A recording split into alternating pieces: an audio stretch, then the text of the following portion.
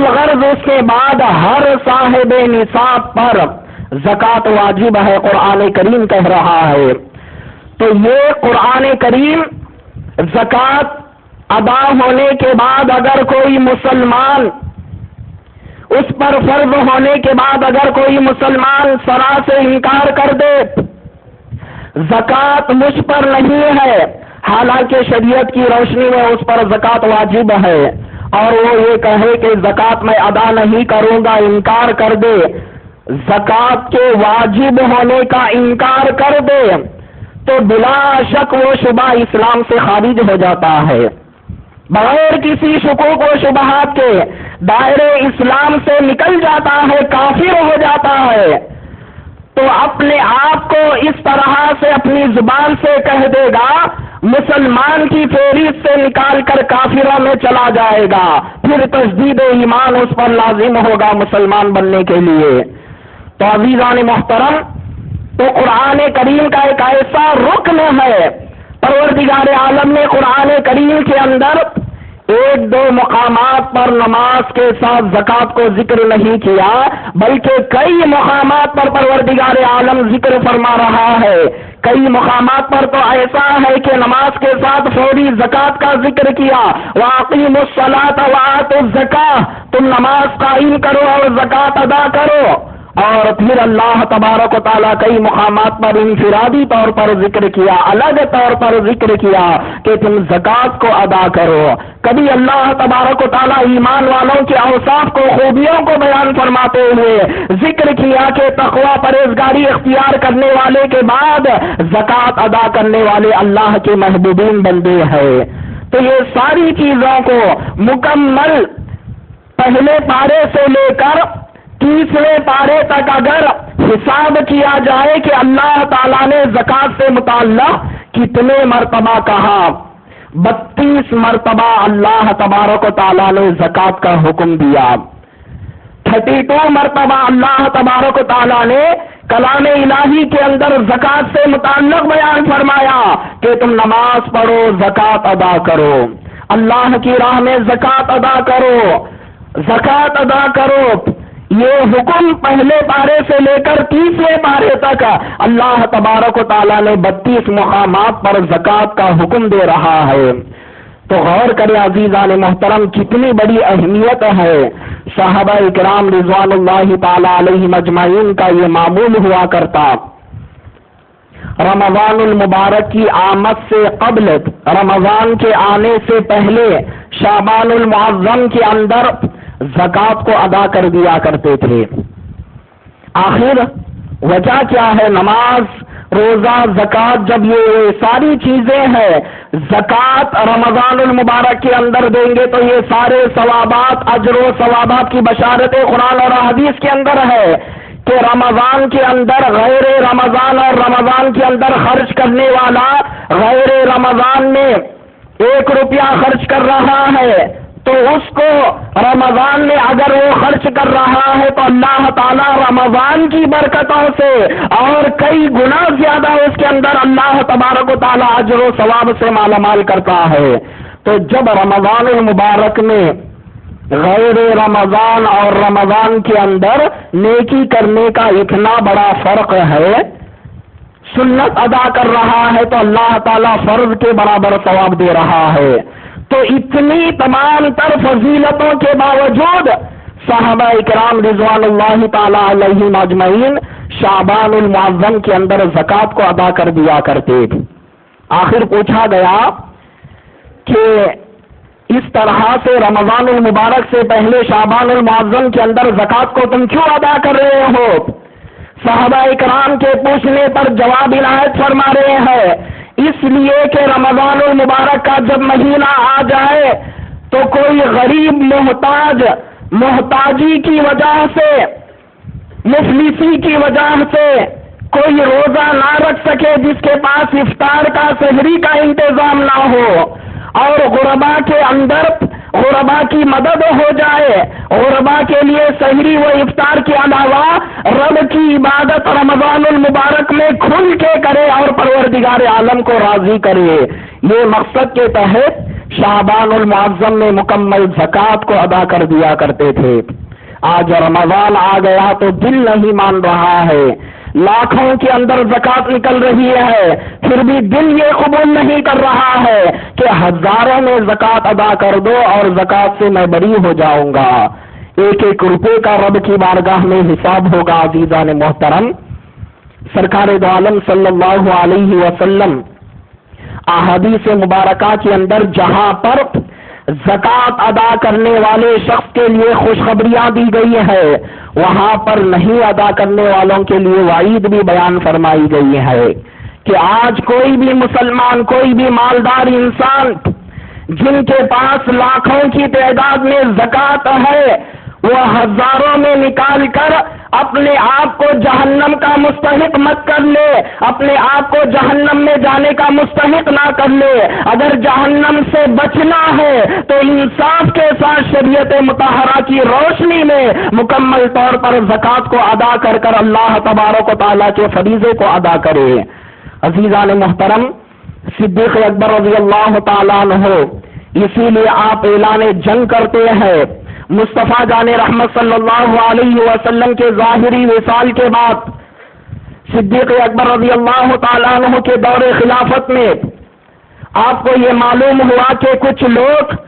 نماز کے قائل ہیں، زکوٰۃ سے انکار کر رہے ہیں اور زکوٰۃ دینے سے انکار کر رہے ہیں، تو فوری صدیق اکبر رضی اللہ تعالیٰ عنہ اتنے رحم دل،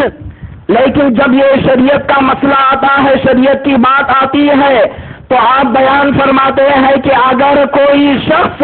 نماز اور زکوٰۃ کے اندر فرق کرے گا تو میں اس سے اعلان جہاد کرتا ہوں، لڑنے کا اعلان کر رہا ہوں، جہاد کا اعلان کر رہا ہوں۔ اور اگر کوئی شخص ایک بکری کا بچہ بھی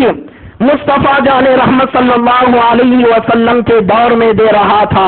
اور میری دور خلافت میں اگر وہ بھی انکار کر دے گا، نہیں دے گا، میں بھی اس سے جنگ لڑنے کے لیے تیار ہوں، جہاد کے لیے تیار ہوں۔ سیدنا فاروق اعظم رضی اللہ تعالیٰ عنہ پریشان ہو گئے اور آ کر کہنے لگے، یا امیر المؤمنین، ماجرا کیا ہے؟ آپ کیا کہہ رہے ہیں کہ ایک کلمہ پڑھنے والے مسلمان سے جہاد کا اعلان کر رہے ہیں کہ من قال لا الہ الا اللہ، جو کہے اللہ تعالی جنت الفردوس کا اسے حقدار بنا دیتا ہے، تو جب وہ جنت الفردوس کا حقدار بن جاتا ہے تو آپ اس سے جہاد کا اعلان کر رہے ہیں۔ تو آپ بیان فرماتے ہیں کہ ہاں، جو کوئی بھی زکوٰۃ کا انکار کرے گا میں اس کے لیے اعلان جہاد میری طرف سے ہے۔ پھر اس کے بعد اللہ تبارک و تعالیٰ نے فاروق اعظم رضی اللہ تعالیٰ عنہ پہ وہ راز کھول دیا کہ آپ بیان فرماتے ہیں کہ ہاں، اللہ نے صدیق اکبر کے قلب پر حق کو ظاہر فرما دیا، اسی لیے آپ اعلان جہاد کر رہے ہیں، اسی لیے آپ اعلان جہاد کر رہے ہیں۔ تو زکوٰۃ نہ دینے والوں پر اعلان جہاد کا حکم صدیق اکبر رضی اللہ تعالیٰ عنہ جاری کر رہے ہیں۔ حالانکہ جہاد کس سے ہوتا ہے؟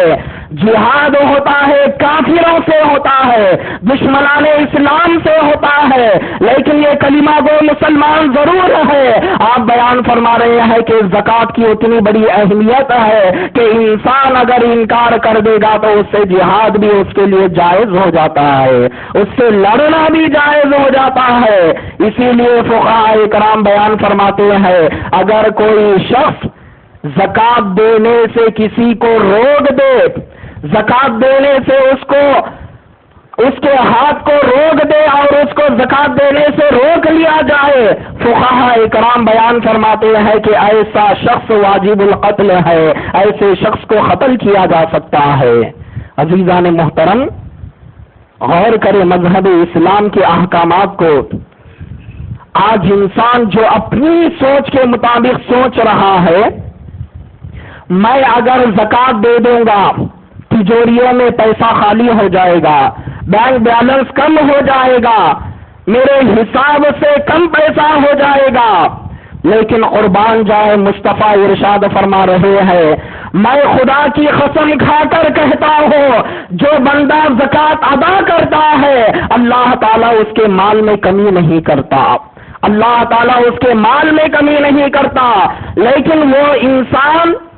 جو اپنے آپ کو زکوٰۃ ادا کرتے ہوئے یہ سوچتا ہے کہ مال میں کمی ہو جائے گی تو سمجھو اس کی سوچ قرآن اور حدیث کے خلاف ہے، اس کی سوچ قرآن اور حدیث کے خلاف ہوگی تو سمجھو عزیزان محترم جہنم کے علاوہ اور کیا ہوگا۔ قرآن کہہ رہا ہے تم اپنے آپ کو، اپنے ذہن کو، اپنے دل و دماغ کو مذہب اسلام کے تابع کر دو، اسلام کے تابع کر دو، تمہارا ایمان لانا جب ہی قابل قبول ہوگا، دل و جان سے ہر وہ چیز کو مان لو، اقرار کر لو، زبان سے اقرار کرنے کے بعد دل سے مان لو، جب تم اس طرح سے مان لو گے تو تمہارا اسلام لانا حقیقت میں قابل قبول ہوگا۔ لیکن معزز سامعین کرام، آج ایک مسلمان علم کی کمی کی وجہ سے، علم نہ ہونے کی وجہ سے اللہ نے عقل سلیم دیا ہے اس کا صحیح استعمال بھی نہیں کرتا، کم از کم علم نہیں ہے، علم والوں سے پوچھ کر معلومات کیا جائے لیکن معلومات کرنے کے لیے بھی پیچھے ہے، مذہب اسلام کے تعلق سے آگے بڑھ کر اس کے اندر صحیح طور پر معلومات کی جائے لیکن صحیح طور پر معلومات کرنے کے لیے بالکل پیچھے ہوتا ہے، اور کچھ دنیاوی تعلیم کے لحاظ سے پڑھا لکھا طبقہ اب وہ انٹرنیٹ پر بیٹھ کر اب اس کے حق میں مفتی کسے سمجھ رہا ہے، گوگل میں جا کر مسئلے کو ٹائپ کر دیا اور ٹائپ کرنے کے بعد جو اس سے جواب آئے گا تو وہ جواب سن کر یہ سمجھ جائے گا کہ یہ حقیقت میں مفتی ہے۔ عزیزان محترم، حالانکہ سمجھنا چاہیے کہ وہ گوگل کے اندر مذہب اسلام کے کئی ایسے معنی و مفہوم ہے جن کو ہر مسلمان، ہر انگریزی پڑھنے والا طبقہ، ہر کالجز میں پڑھنے والے طبقے اس کو ایک مفتی سمجھتے ہوئے اس سے مسائل کو دریافت کرتے ہیں اور ٹائپ کرنے کے بعد جو جواب آ جاتا ہے اس کو حقیقت سمجھتے ہیں، تو لیکن اس کے اندر رکھنے والا کون ہے؟ کبھی اس پر آپ نے غور کیا کہ اس کے اندر ان مسائل کو چرانے والا، اس کے اندر یہ ساری چیزوں کو رکھنے والا، سیو کرنے والا آخر کون ہے؟ اگر تراویح سے متعلق مسئلہ دریافت ہو تو انٹرنیٹ پر بیٹھ کر پڑھ رہا ہے کہ انٹرنیٹ پر آ گیا کہ 8 رکعت پڑھ لو کافی ہے، اس پر عمل پیرا ہوتا ہوا چلا جا رہا ہے۔ تو یہ جہالت کتنی عام ہوتے ہوئے جا رہی ہے کہ سائنس ترقی کر رہی ہے، ٹیکنالوجی ترقی کر رہی ہے، یہ ترقی نہیں ہے، انسان کو جہنم کے گڑھے کے قریب لے جا رہی ہے کہ جو اس کے اندر مسئلہ آ گیا اس کو صحیح سمجھ گیا۔ کبھی ایک کوئی صحیح العقیدہ مدرسے سے فارغ ہونے والے مفتی سے پوچھنے سے پیچھے بھاگتا ہے لیکن ان چیزوں کے اندر جو آتی ہے ان باتوں کو لے لیتا ہے کہ آج کتنی جہالت بڑھتے ہوئے جا رہی ہے۔ کوئی آ کر کہہ دیا کہ 8 رکعت نماز پڑھ لو تمہارے لیے کافی ہے تو اس پر عمل پیرا ہو گیا، حالانکہ یہ سوچنے کا، سمجھنے کا موقع تک نہیں ہے کہ 8 رکعت والی روایت آخر کون سی روایت ہے۔ بخاری شریف کو جو دلیل کے طور پر پیش کیا جا رہا ہے اس حدیث پاک کے اندر تو یہ ذکر ہے چاہے رمضان ہو یا غیر رمضان ہو مصطفیٰ کا عمل کیا تھا۔ جب حضرت عائشہ صدیقہ رضی اللہ تعالی عنہا سے پوچھا گیا تو آپ بیان فرماتی ہے کہ مصطفیٰ 11 رکعت نماز ادا کرتے تھے۔ تو رمضان ہو یا غیر رمضان تو اس سے مراد کون سا ہے؟ تو غیر رمضان کے اندر بھی کیا تراویح پڑھی جاتی ہے؟ غیر رمضان کے اندر تراویح نہیں پڑھی جاتی۔ تو محدثین اکرام کیا بیان فرماتے ہیں کہ اس سے مراد تراویح کی نماز نہیں ہے بلکہ تہجد کی نماز ہے۔ 8 رکعت مصطفیٰ ادا فرماتے اور 3 رکعت واجب الوتر کی نماز ادا فرماتے۔ خیر عزیزان محترم، وہ ٹاپک اور لمبا چوڑا ٹاپک ہے، اس میں جانا نہیں ہے۔ تو الغرض معزز سامعین کرام، قرآن کریم کے اندر پروردگار عالم ارشاد فرما رہا ہے والذین یکنزون الذهب والفضة ولا ينفقونها في سبيل الله فبشرهم بعذاب أليم يوم يحمى عليها في نار جهنم فتكوى بها جباههم وجنوبهم وظهورهم هذا ما كنزتم لأنفسكم فذوقوا ما كنتم تكنزون. وہ ایسے لوگ جو دنیا کے اندر سونے کو جمع کر رکھتے ہیں، چاندی کو جمع کر رکھتے ہیں، لیکن اس میں سے سال گزر جاتا ہے، زکوٰۃ ادا نہیں کرتے. آج خواتین بھی ایسی ہے کہ جو گلے میں بہت سارے زیورات کو پہنتی ہے، لیکن جب زکوٰۃ کا مسئلہ آتا ہے تو زکوٰۃ کے مسئلے کے اندر پیچھے ہٹ جاتی ہے کہ مال جس کا ہے اس کو اپنے مال میں سے زکوٰۃ ادا کرنا ضروری ہے. عزیزان محترم، تو شریعت مطہرہ کے اندر ایک مسلمان کے پاس کتنا سونا کتنی چاندی ہونے پر اس پر زکوٰۃ واجب ہے؟ تو فقہاء اکرام جامعہ نظامیہ کے فتوے کے مطابق 6 تولے اگر سونا 6 تولے پہ 1 گرام 785 ملی گرام اگر کسی کے پاس سونا ہے تو سمجھو اس پر زکوٰۃ واجب ہے. 7.5 تولے سونا نہیں، وہ پرانے حسابات کو چھوڑ دیا جائے کہ اس دور کے حسابات تولا کچھ اور تھا، لیکن رفتہ رفتہ زمانہ جو ترقی کرتا جا رہا ہے تو ہر پیمانے کے اندر، ناپ تول کے اندر، ہر چیز کے اندر تبدیلیاں آ رہی ہے. تو فی زمانہ جامعہ نظامیہ کے فتوے کے لحاظ سے جس کے پاس 6 تولے پہ 1 تولا اگر سونا ہے تو سمجھو اس پر زکوٰۃ واجب ہے. اور اگر چاندی اس شخص کے پاس 42.5 تولے یعنی 40 پر 2 تولے، یہاں کی اپنی زبان کے لحاظ سے اگر کہا جائے 40 پر 2 تولے پہ آدھا گرام اگر کسی کے پاس چاندی ہے تو سمجھو اس پر زکوٰۃ واجب ہے. اگر وہ اپنی زکوٰۃ میں سے ادا نہیں کرے گا تو اب قرآن کا حکم سنے عزیزان محترم، والذین یکنزون الذهب والفضة ولا ينفقونها في سبيل الله فبشرهم بعذاب علیم. جو لوگ زکوٰۃ نہ دیتے ہیں، کن لوگ کہ جو اپنے آپ کو یعنی سونا جمع کر لیتے ہیں، چاندی جمع کر لیتے ہیں، والذین یکنزون الذهب والفضة ولا ينفقونها في سبيل الله، اور رب کی بارگاہ میں یعنی اللہ کی راہ میں اس کو خرچ نہیں کرتے، تو اے حبیب فبشرہم، ان کو خوشخبری سنا دیجئے، بعذاب علیم، دردناک عذاب کی خوشخبری سنا دیجئے. تو قرآن کریم کے اندر فبشر کا لفظ استعمال کیا گیا، حالانکہ یہ لفظ خوشخبری کے لیے استعمال ہوتا ہے. تو ایک سونا جمع کر لیا، چاندی جمع کر لیا، اللہ کی راہ میں اس سے زکوٰۃ نہیں نکالا، تو پھر ایسے شخص کے لیے فبشر کا لفظ کیوں استعمال کیا گیا؟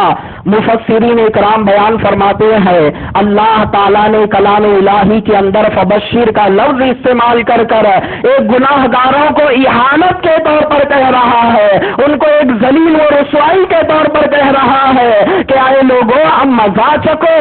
کہ تمہارے لیے خوشخبری ہے کہ جب انسان کو خوشخبری سنائی جائے اس کے بعد اس کے عذاب کے تعلق سے سنایا جائے تو کتنا اس کے دل پر صدمہ گزرتا ہے، آپ اندازہ لگائے.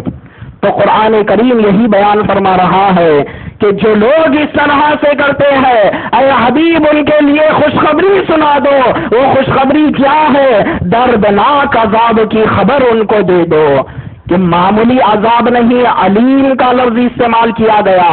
قرآن کریم کے اندر علیم عربی کے اندر کہتے بہت ہی دردناک عذاب ہے. انسان اگر وہ عذاب کے تعلق سے سوچا جائے تو اس کی عقل بھی دم توڑ دیتی ہے، لیکن اس سے بھی اونچا، اس سے بھی ورا اس کا عذاب ہوتا ہے. تو ایسا عذاب ان لوگوں کے لیے ہوتا ہے. اور پھر حق تبارک و تعالیٰ 10ویں پارے میں اس آیت کے بعد اور ایک آیت شریفہ کے اندر یعنی بالکل متصل آیت شریفہ ہے، ارشاد فرما رہا ہے یوم یحمى علیہا فی نار جہنم. اب اللہ تبارک و تعالیٰ کیا کرے گا؟ ذرا غور سے سنیں عزیزان محترم. جتنا مال میں کنجوسی کر کے زکوٰۃ ادا نہیں کیا، بینکوں کے اندر لاکھوں کروڑوں روپے رکھ لیا، تو وہ سارے پیسوں کو، سونے چاندی کو، ہر وہ چیز کو جہنم کے اندر داغ دیا جائے گا، جہنم کے اندر اس کو جلایا جائے گا، اور جلانے کے بعد یوم یحمى علیہا فی نار جہنم فتکوی بہا جباہہم، اور اس سے جلانے کے بعد اس کے جو چڑکے دیے جائیں گے، وہ عذاب کو، یعنی وہ ساری دولت کو جلانے کے بعد اس کے پیشانی پر اس کو رکھ کر اس کو داغ دیا جائے گا، اور وہ ایسا عذاب ہوگا کہ جہنم کی آگ کے اندر اس کو جلایا جائے، نکال کر پھر پیشانی پر رکھ دیا جائے۔ اس بندے کی کیفیت کیا ہوگی؟ دنیاوی آگ نہیں ہے کہ دنیاوی آگ کے اندر اگر انسان جل جاتا ہے تب بھی تاب نہیں لا سکتا، لیکن وہ تو کئی گنا، ہزاروں کئی گنا بڑھ کر جو آگ ہے اس کے اندر اس طرح سے جلایا جائے گا، پیشانی پر چڑکے دیے جائیں گے، اور پھر اس کے بعد ان کے پہلوؤں کو جلایا جائے گا، وہ ظہورہم